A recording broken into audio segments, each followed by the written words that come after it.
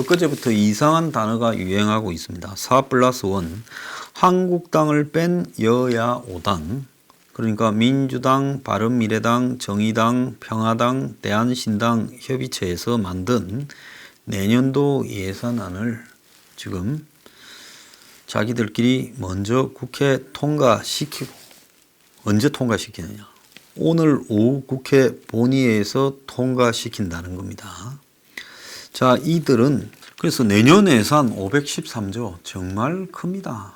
예산이 언제 이렇게 513조가 되어버리냐. 이 513조의 예산을 자기들끼리 밀실에서 주물렀습니다. 그러니까 제대로 된 야당 하나 없는 민주당, 바른미래당, 정의당, 민평당, 대한신당이 주물렀습니다.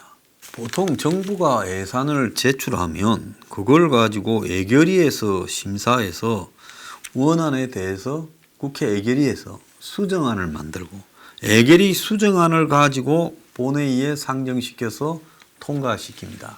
그래서 예결위라는 걸 만드는데 4+1 협의체라고 자기들끼리 그 밀실 협상에서 만든 예산을 가지고 힘으로 지금 밀어붙이려고 하는 겁니다. 국회 예결위원장은 지금 한국당의 김재원 의원입니다. 그러면 국회 예결위원장이 지금 모르는데 자기들끼리 그냥 밀실에서 뭘 넣고 뭘 뺐는지 말도 하지 않고 이걸 통과시키려고 한다는 것은 국민의 세금을 그야말로 어느 견제도 받지 않고 저거 마음대로 쓰는 겁니다. 북한에 뭐 1조 몇천억 줘라 어쩌라 이런 부분들을 자기들 마음대로 할 수 있는 거죠. 이건 말이 안 되는 행위라고 저는 보고 있습니다. 자, 그러면서 자기들이 다수기 때문에 국회의 그런 규정과 절차를 무시해서 제1야당을 완전히 이 국회 예산 심의 과정에서 배제해서 지금 이렇게 예산을 통과시키는 것도 국회 선진화법 도입 이후에 처음이라는 겁니다. 자, 이들은 본질적으로 노리는 것은 공수처법과 선거법 개혁안인데 이걸 갖다가 하기 위해서는 이 예산을 먼저 통과시키고 그 다음에 공수처하고 선거법을 해야지, 그러지 않고 예산도 통과 안 됐는데 공수처하고 선거법을 날치게 하면 국민적 분노를 자아내지 않겠습니까? 그러니까 예산부터 처리해 놓고 이제 하겠다고 하는 겁니다. 자, 그 민주당의 간사인 예결위 간사 전해철은 지난 4일부터 4+1 협의체를 가동해서 예산에 대한 국회 차원의 합의 과정을 거쳤다. 그래서 9일 오늘 오후 2시에 예산안 수정안을 이제 본회의에 올리겠다라고 말을 하고 있습니다. 여기에서 돈을 늘리고 빼고 하는 부분이 합의가 잘 안 되면 예결 소위를 만들어 가지고 이 소위에서 이제 하는데, 그런데 또 더 임박해지면 뭐 호텔 같은데 방을 잡아서 소소위를 만들어가 이제 완전히 여야 간에 한 명씩 해서 한 3명 정도가 국회에서 결정을 하는 이런 방식을 취했는데요. 그렇지만 어쨌든 소소위도 예결위의 틀 안에서 유임된 것이고, 그리고 주요 당사자들은 다 참여하는 부분이었습니다.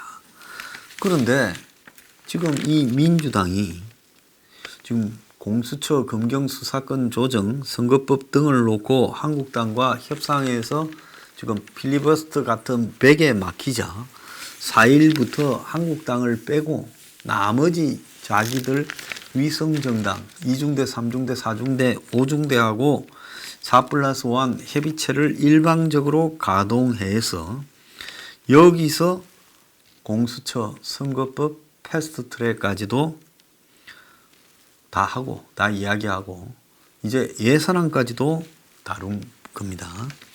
그래서 아무런 국회 공식적인 기구가 아닌 4+1 협의체에서 예산안을 저것끼리 심사를 다 하고 통과시키겠다.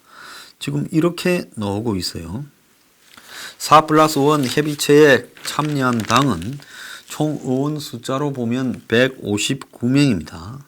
그래서 이들이 빠진 사람만 없다면 본회의를 열어서 어떤 법도 예산안도 다 통과시킬 수 있겠죠.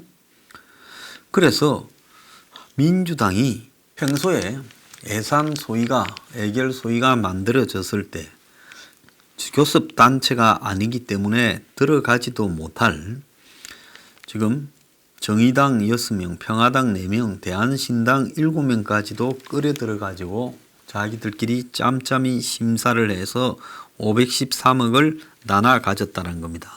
근데 이런 부분에 숫자적 이런 지원은 기재부가 지금 아마 민주당의 지시를 받고 원안을 일방적으로 작성해서 여기에 올린 걸로 보여요. 그래서 지금 국회 예결위원장 김재원 의원은 기재부 장차관, 국장, 실장, 이 과장까지 직권 남용 그리고 권리 행사 방해, 정치 관여죄로 모두 고발할 거라고 이야기를 하고 있습니다. 자, 그런데 예산안 통과는 저들 마음대로 한다고 하더라도요. 이들이 지금 여야의 붙어먹은 놈, 우리는 지금부터 붙어먹은 놈이라고 정의를 합시다. 붙어먹은 놈 4+1이 지역구 250에 비례대표 50에 연동형 비례대표 선거법을 들고 한국당과 담판을 한다고 합니다. 자, 그래서 한국당이 지금 당 원내대표를 오늘 뽑습니다. 그래서 지금 원내대표도 없는 상황이고 오늘 유기준, 심재철, 강석호, 김선동 4사람 중에 오늘 뽑게 되는데 자, 오늘 뽑히면 새 원내대표와 협상할 여지는 있다. 이렇게 말을 하고 있습니다만 이것은 누가 보더라도 정의당을 최대 수혜자로 한 맞춤형 법이고요.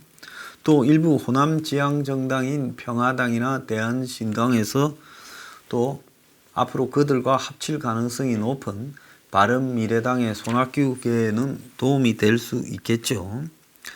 자, 그런데 공수처법과 이 검경수사권 조정 등에 대해서도 이 4+1이 잠정 합의를 했고 그래서 그 합의된 수정안까지 포함해서 공수처 말입니다.